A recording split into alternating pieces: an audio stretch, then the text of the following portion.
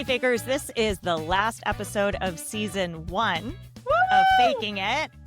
Thank you so much for listening. We are going to take a quick summer break, but don't worry, we are not going to leave you hanging. We're going to do reruns of some older episodes for you, so you will still have Faking It in your feed. We'll be back in September with fresh Faking It episodes for you.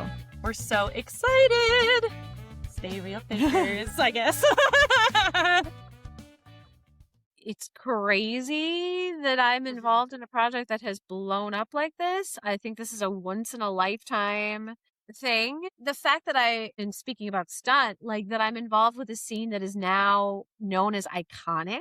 The scene at the end, the head smashy, that it will go down in the annals of horror is one of the most graphic, but that I got to be a part of keeping them safe. Hi, I'm Ariel Lee Cohen. Hey, I'm Morgan Smith. And we are the hosts of Faking It with Ariel and Morgan. We're 2 intimacy coordinators here to talk about the spicy scenes you see in film and TV.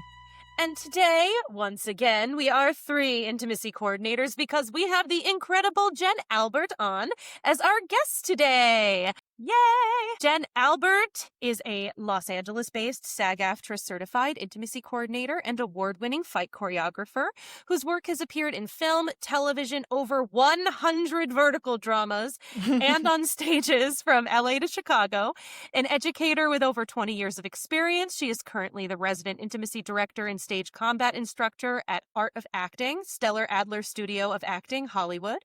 A committed proponent of inclusive, trauma-informed choreography, Jen specializes in thoughtfully executed stories of consent, non-consent, kink, BDSM, and queer stories, with an ethos that encompasses actor agency and advocacy. Thank you so much for being with us today. Yay, I'm excited to be here. We're so excited to have you. Yeah. We have been wanting to talk to someone who also has a stunts background for a while. And then when this project came up, we were like, oh, this is the perfect opportunity to have Jen on.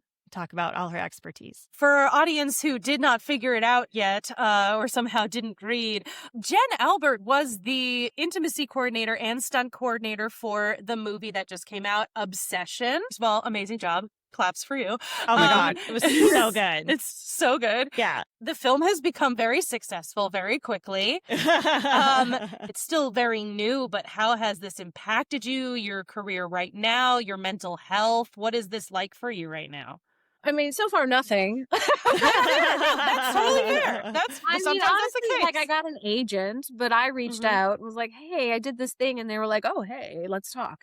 My husband is the one who just every single time we're out, he's like, she worked on Obsession, right? Yes. We love a cheerleader partner. Yes. He's just been just like a proponent just every single time. I was wearing the t-shirt one day and this guy, we were just like eating at our normal restaurant. And this guy was like, is that an Obsession t-shirt? And my husband's like, yes, she worked on the movie. And I was like, oh my God. Yes. Like, you're not going to tell people. I'm like, And the whole time I've been like, I'm such a small part of a bigger thing. And my husband's like, honey, small parts are what create movies. Yes. Yes. I love that. I want that on a t-shirt. Yeah. He's like, it couldn't have been done without you. That whole movie is about consent. It's on my resume. It's on my IMDb. We'll see what happens. Okay, let's start at the beginning. What brought you to intimacy coordination and stunt coordination? Stunt coordination, when I went to college in Columbia College, Chicago, the first thing that I saw on the curriculum was stage combat. And I was like, yes, I'm doing that. And I loved every single second of it. And then I ended up joining a theater company called Babes with Blades, which was an all-female stage combat theater company, and just kept honing my craft. And people started to get to know me as Jen, the chick who fights. As a stunt coordinator, fight choreographer, there was always projects that came up where I'd be doing the fight choreography, but then they'd say, hey, Jen, there's this other scene. We're not really sure what to do. Can you help? Because he kind of pushes her into a wall, and then he kind of kisses her, and then he touches. And naturally, I'd say, oh, yes, of course I'm going to help with that to the best of my ability. And you ask the questions, are you okay with this? Are you okay with this? And that's sort of how that became a thing. But it wasn't until much later, after moving to LA, where I was still getting asked to do fights, that intimacy coordination became a thing. And I was like, wow, I've sort of been doing that. And like maybe most people, I fell in love with it. It was like, I love this. Taking all the courses in intimacy coordination really changed how I do stage combat, how I approach that, because now I come from a trauma-informed ethos, but also I teach. And a lot of times stunt coordinators kind of just manhandle, and I say manhandle. I've woman handled people who, move over here. Yes. And it sort of taught me consent, checking in on boundaries. Hey, does this work for you? Can you turn your hips this way? So it taught me to be a little bit more articulate and ask for consent and check in with students and make sure that they're comfortable doing an action. I teach chokes in my class. And the first thing I have to say is, hey, everyone, I'm about to teach a choke. I'm going to tell you that we're not going to touch the neck, but if you do not want to participate and you need to sit out, let me know that. And that's something I just didn't know, because fight is a very masculine thing. It's a very testosterone driven. It's primal, really. And because I couldn't dance, I took stage combat, right? That was which is like a dance. Dance is almost like a Jackson Pollock painting, very abstract. Violence, stage combat, martial arts is concrete. I know where this is going. I know how to do that so that it's safe. I understand that. I think something that maybe a lot of people, even in the industry, don't really think about when we're doing stunts is we don't really check in and see, hey, are you okay if someone pretends to punch you in the face? Because just like with intimacy, people have their own experiences with some of this, and it might bring something up. And so having a trauma-informed practice, even for stunts, like totally makes sense. So for you, Jen, since you practice both, where do you draw the line between stunts and intimacy? Because I know it can get blurry sometimes. I get a lot of folks who reach out saying, can you do stunts and intimacy? And my answer is typically no. Yes, there's a physical, I don't want to be touched here and there. But to me, at the end of the day, it really goes back to a mental health and emotional. Whereas stunts is very much about the physical and athleticism and how are we doing this? And it's very A to B. I will do stuntimacy, as I call it, if it's related to BDSM or the intimacy has an edge of violence to it, right? Push into the wall, a kiss, or like an obsession. She falls off the bed.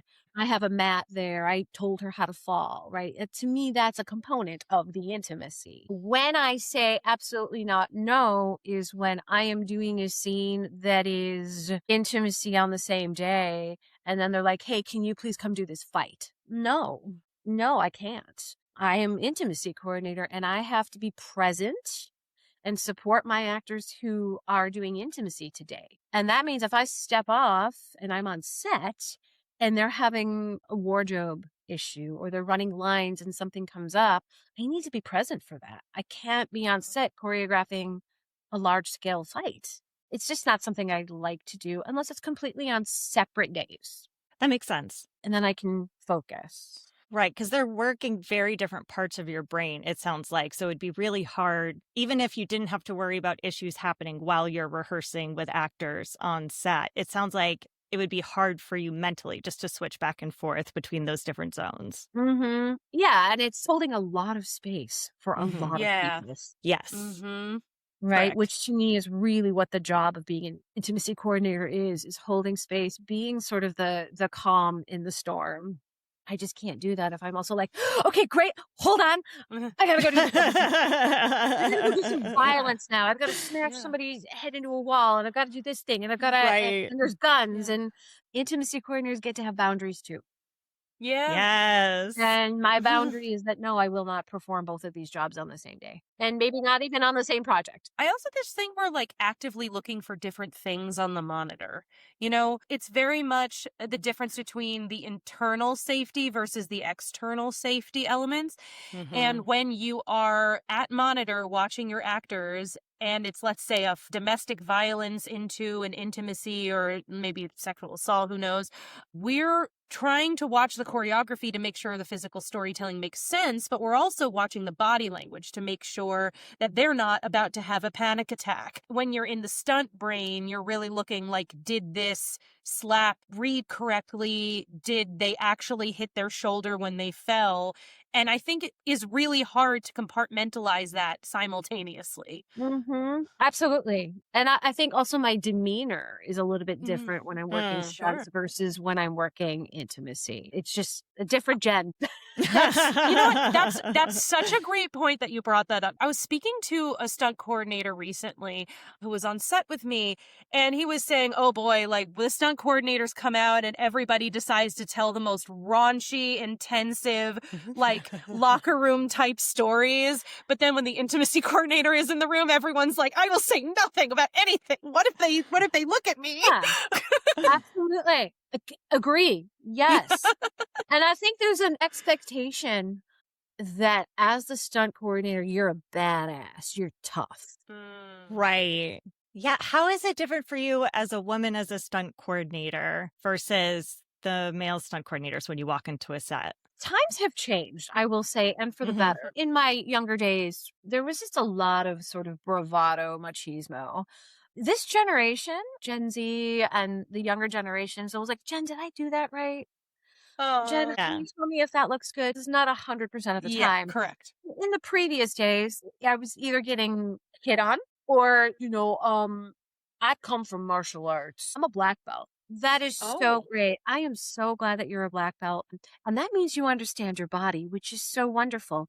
What we're doing here today is safety. Yeah. Because we're not trying to actually hurt anybody. So let's go ahead and Oh my utilize God. what you have from your What mom. an amazing turnaround. I mean, it I just love has that to voice be. shift. Yeah. So I'm going to show you how to do this safely. And again, not 100% of the time. I've worked with full on dudes who've been doing fight for years who are like, yeah, Jen, tell me what you need here. Like, okay, cool.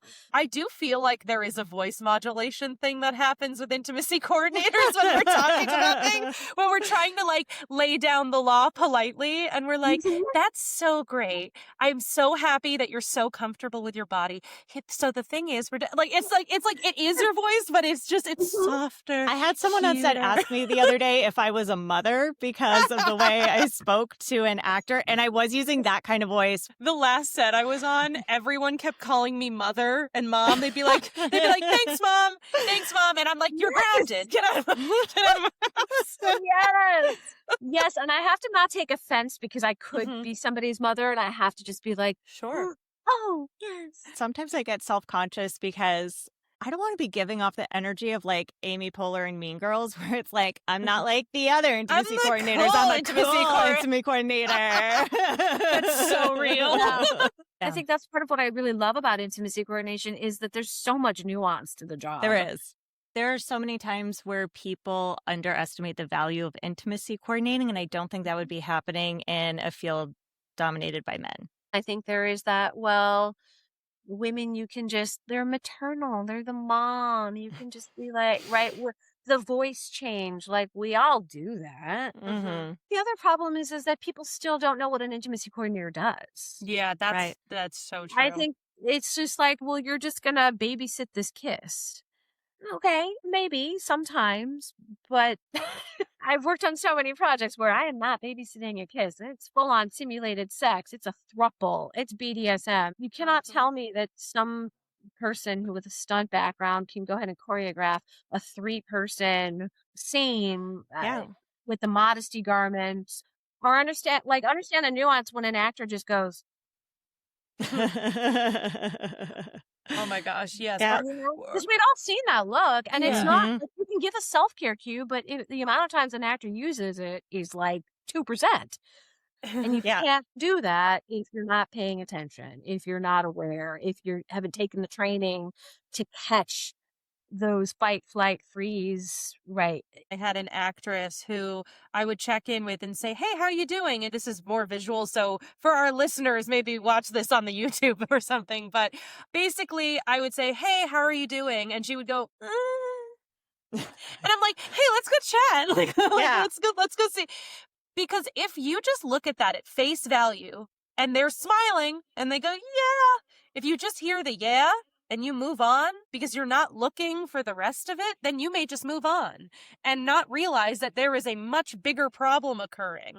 it takes 2 seconds to check in, but we have the training to look at that and know immediately this yes is not a yes, you know? The amount of times I've said to an actor, that doesn't sound like a yes. That doesn't look like a yes. Well, I'm just thinking that I don't really want you don't really want to. So Okay. you don't. Great. No, that's enough. Yeah. Yeah.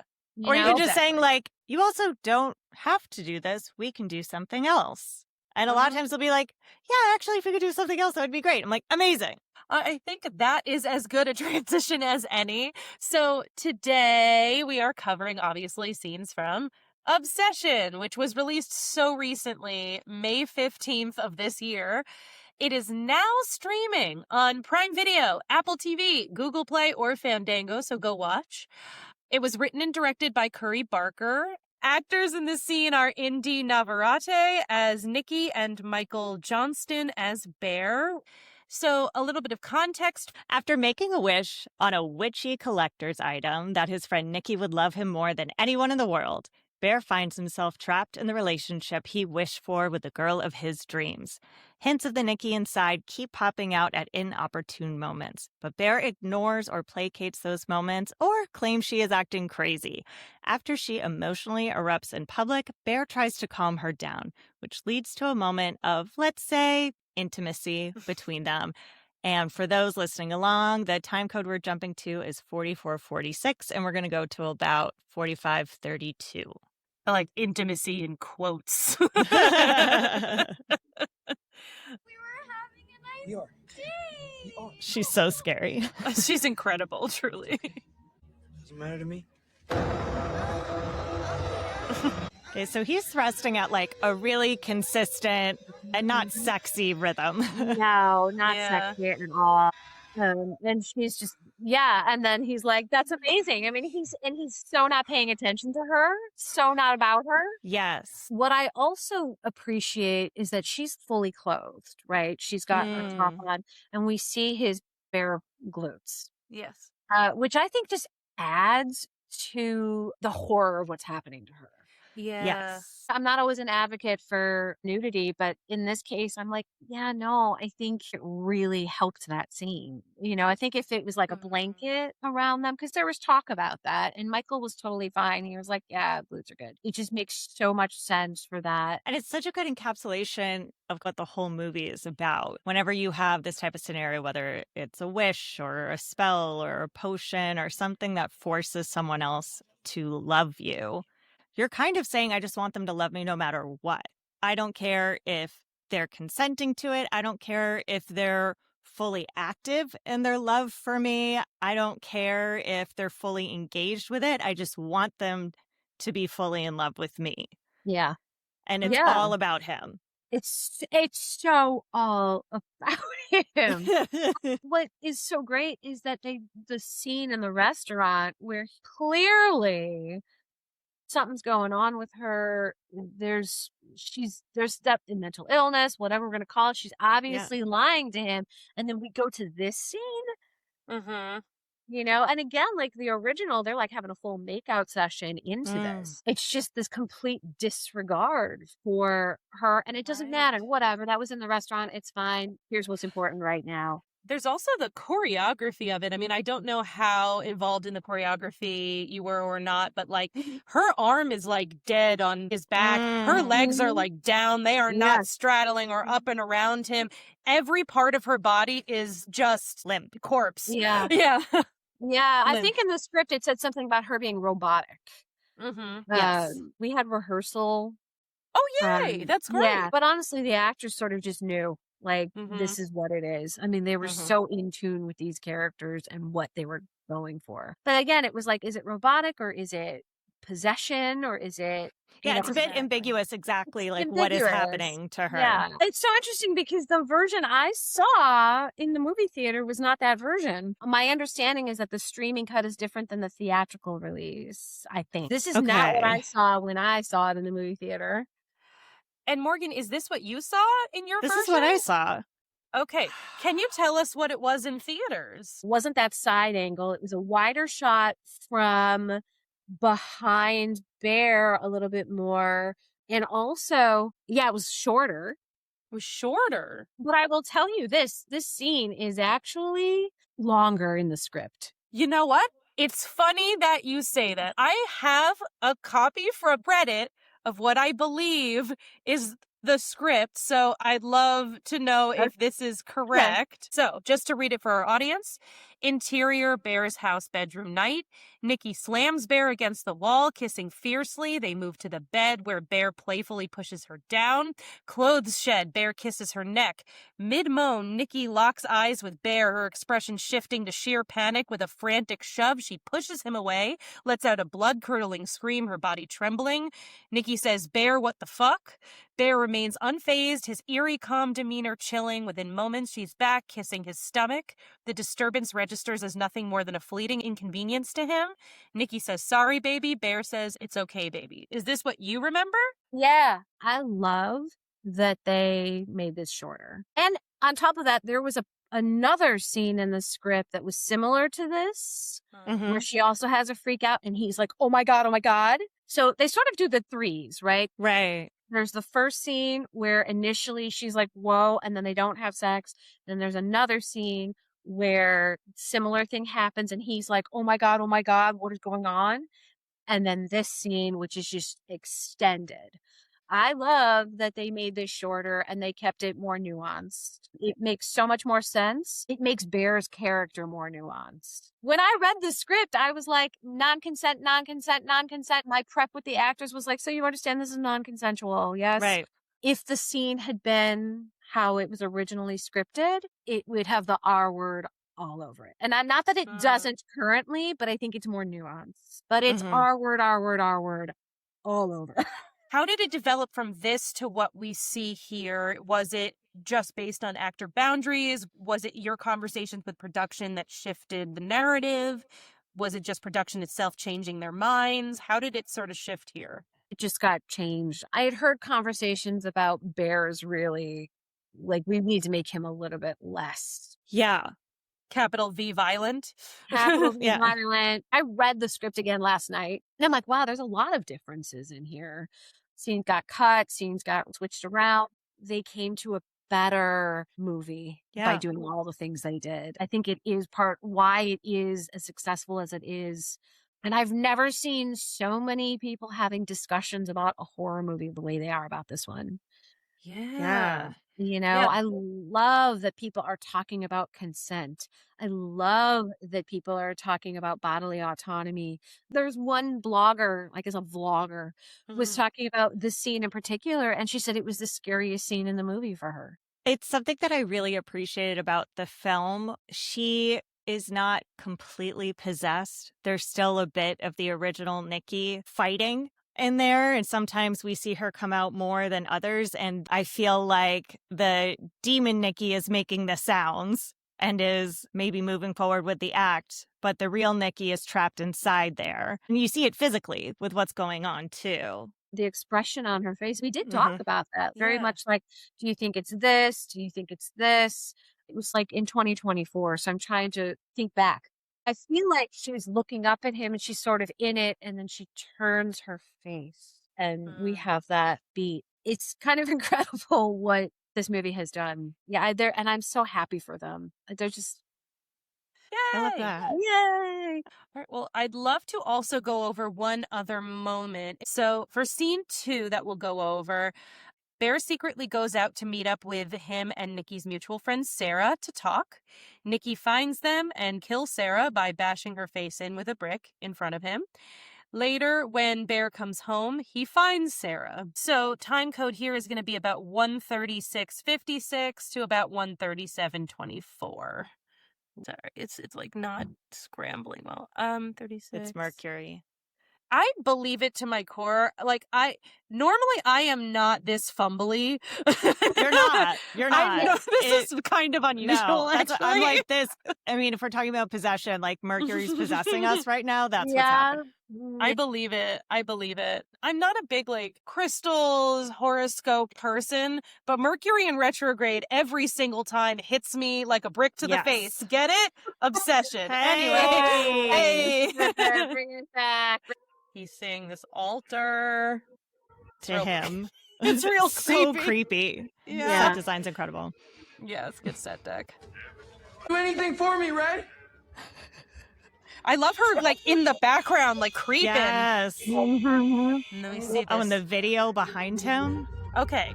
And then we just see Sarah's nude body, blood everywhere, sitting in this chair, like, propped up. Like she was put there. Yeah. We see full frontal nudity. Yes. Including pubic hair. Yes. And there's also a video in the background of him potentially nude or, like, his upper body just sort of playing awkwardly in the background.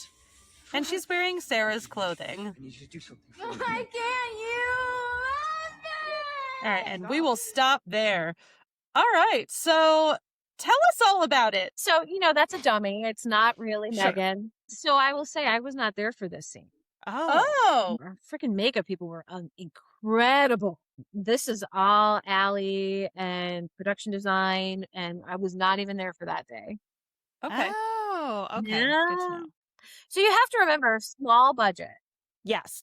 I don't think in the script it says that Sarah's nude body is there.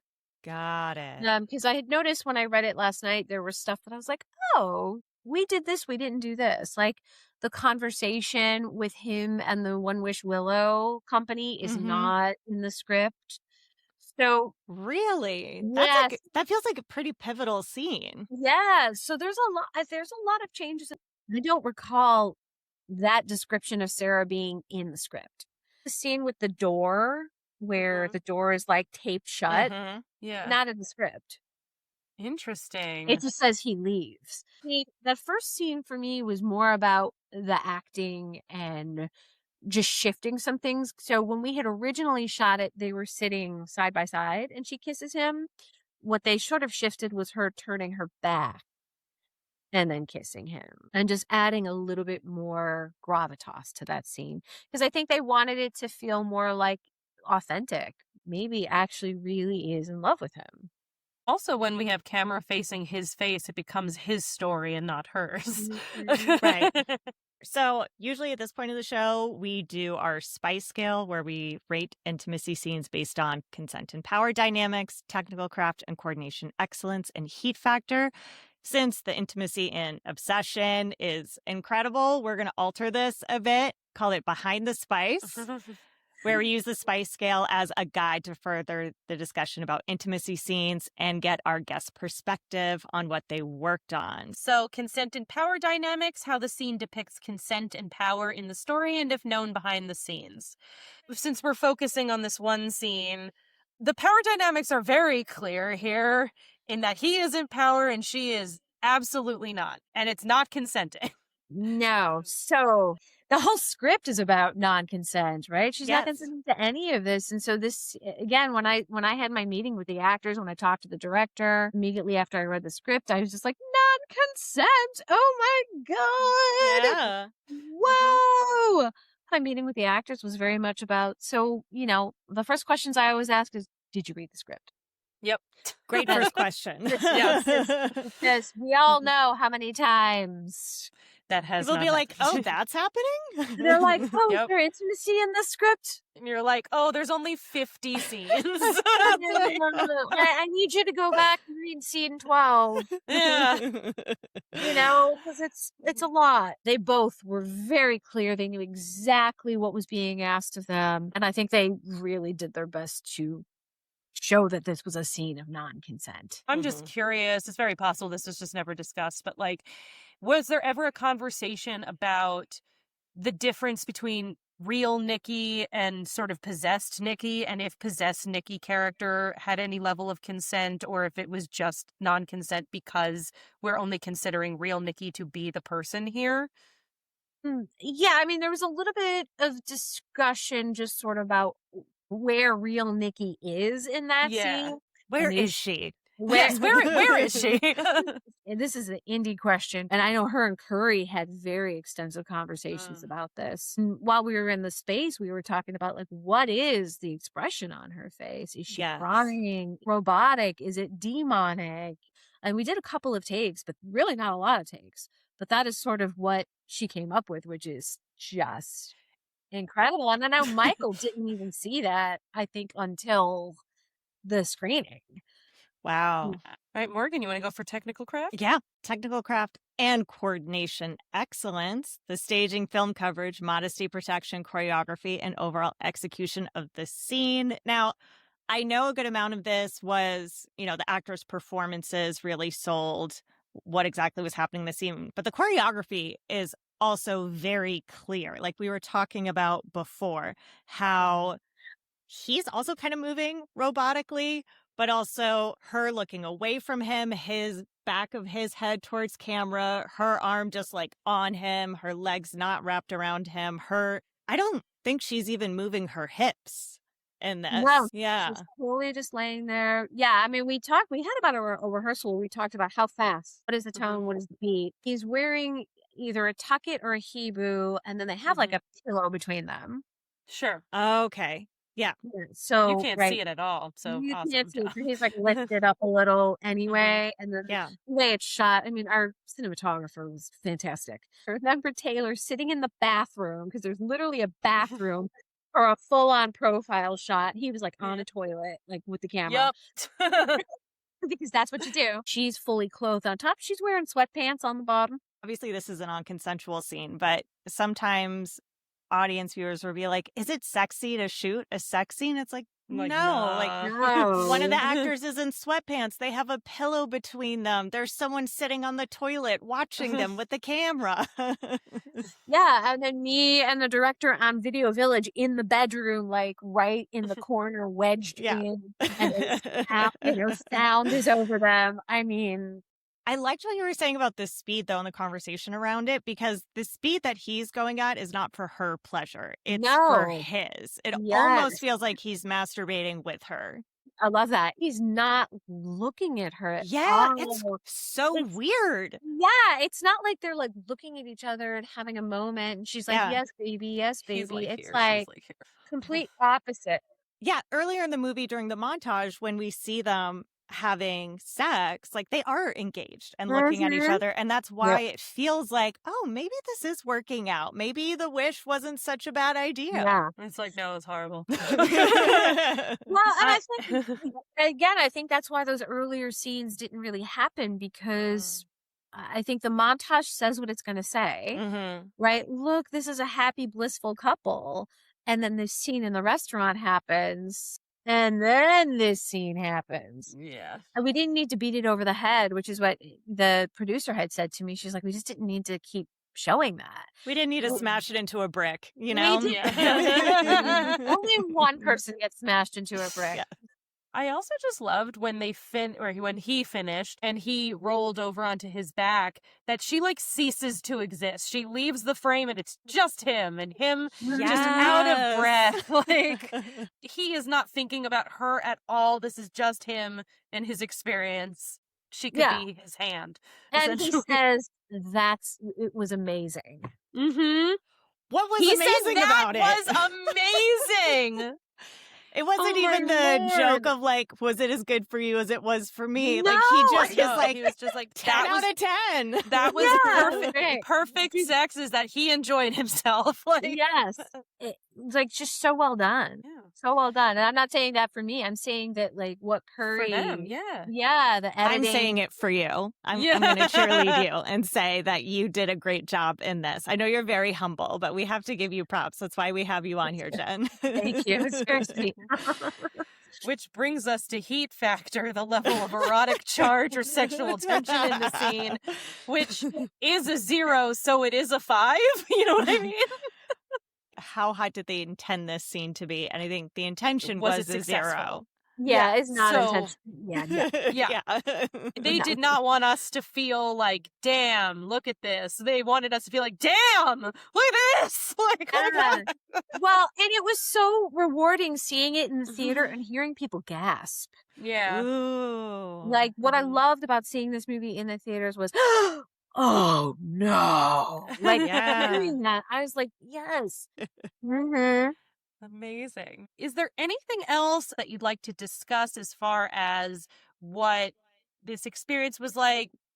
I just have nothing but positive feelings about it. It's crazy that I'm involved in a project that has blown up like this. I think this is a once in a lifetime thing. The fact that in speaking about Stunt, like that I'm involved with a scene that is now known as iconic. The scene at the end, the head smashy, that it has become an iconic scene and will go down in the annals of horror as one of the most graphic, but that I got to be a part of keeping them safe. Sorry to interrupt. Just since you worked on that, I know it's not intimacy, but can you tell us about that scene and that moment? What was that process like? Yeah, well, that process was a phone call going, "Hey, Jen, there's a scene, the head smashing with the brick." I was like, "Yeah, that scene. Okay, how are we doing this?" Okay, well, they've gotten the glass from Alfonso's or wherever, and like, what kind of glass is it? And I was like, "Okay, do we have a stunt double?" "No, we don't." Great. Okay. And the first thing I said was, I cannot have her do that stunt without some form of protection. Michael has to turn his face away. Megan has to turn her face away. I never know what the glass is going to do. We all say, oh, it's safe, but those shards can do, right? I've had beer bottles go and into eyeballs. And I'm like, we need glasses. We need this. We need that. Also, she's tiny, right? And I'm like, what kind of a car is it? Because if the windows are too tall, like she's not going to get to the speed and momentum where her head needs to hit the proper positioning. Because if it's too low, she's going to hit her head, right? All of those conversations. And the collaboration was incredible. And so they came up with like a helmet, like a full-on helmet with a wig over it, and she had like goggles or glasses on, because I just can't have her sending her eyeballs through, even if it's sugar glass. Sure. I cannot do that. And then the brick was foam. On the day, like, I worked with Megan and Indy, so we had 2 takes. They had 3 pieces of glass, only 2 survived. So the first take was okay. It's just that there was some styrofoam that had fallen into frame. And so it was like, okay, we got one more, guys. And that one was perfect. I mean, the glass it broke perfectly. And I have the footage. I put it on my Instagram. She grabs Megan's head and Megan is fully controlling it. And I had Megan send her head in, not her nose. And she did it a couple of times. And eventually they put the doll in. And the doll is what you end up seeing. And then apparently there's like an NC-17 cut where the doll is she's just hitting and hitting and hitting and hitting. And then you start to see the face peel away and blood. And then Megan did ADR to make gurgling sounds. Oh my God. Oh my God. Apparently that was too much. So what? Maybe. I guess. I don't know what the director, because apparently that's supposed to be in the director's cut. So once they put the doll in, it was like sort of out of my hands. But like the makeup team, incredible. Honestly, I'm so blessed to have just worked on this project. Like, what else could I ask for? That's amazing. Thank you so much for sharing that with us. Yeah, thank you. All right, well, we don't want to take up any more of your time. You've been so generous with it. Thank you. Fantastic. Thank you so much. That was so much fun. So much fun. It's so fascinating talking to stunt coordinators / intimacy coordinators, hearing her talk about the intimacy scenes versus her talking about the brick in the face scene. Like, it's so fascinating to me. I kind of saw her switch between the 2 modes where, like, for the intimacy scene, she's like, well, we had the rehearsal and we had this conversation and and then we talked about speed. Yeah. And then it was like, okay, well, we're going to need a helmet. We're going to need goggles. And Jesus' face. And I was like, wow, this is so cool. It was such a great vibe. Such a kind person. Sweetest. I so appreciate it. Absolutely. And also just so incredibly humble. I'm like, you have been doing good this job. for a minute and you're so good at it. I agree with your husband. Part of the reason this film succeeded is because of the work you did. It takes everyone on the crew to make this movie. Correct. It was so interesting to hear about the theatrical cut versus the streaming cut versus what was originally in the script. Yeah. I mean, I always know that there are these different versions. We've experienced that on our end, like just for this podcast alone. But like, I'm so curious about the other versions now. And maybe we need to do a mini episode once it comes out in different varieties, like to react differently to them. See the director's cut, see the NC-17 cut. Oh my gosh, the NC-17 cut. What more did we miss? I'm also like, what was the TIFF cut versus the theatrical cut? Oh, I guess we'll find out later, and so will you, audience, when we know. I know. I'm about to go in so many rabbit holes. Oh my God, for real. I'm going to be obsessed. Hey! That was so good. That was so good, Morgan. I had 2 in this episode. Wow, the dad jokes. Oh my God, so punny. Amazing work. Amazing. I think there's nothing more we can say about that. I think we're good. Let's do the credits. All right. Well, thanks so much for listening to Faking It. This episode's research and context was done by me, Ariel. You can find us on Apple, Spotify, YouTube, or anywhere you get your podcasts. New episodes drop every other hump day, Wednesday. If this was good for you, the best way to support our show is to follow the podcast and leave a quick rating or review. It takes less than 30 seconds, and it really helps us. Tell one friend who loves spicy movie secrets about us. Find us on social media at Faking It the Pod. Want to get involved? Head to patreon.com/fakingitthepod. For just $1, you can request scenes for us to break down. For $10, you can get bonus content and never-before-seen footage.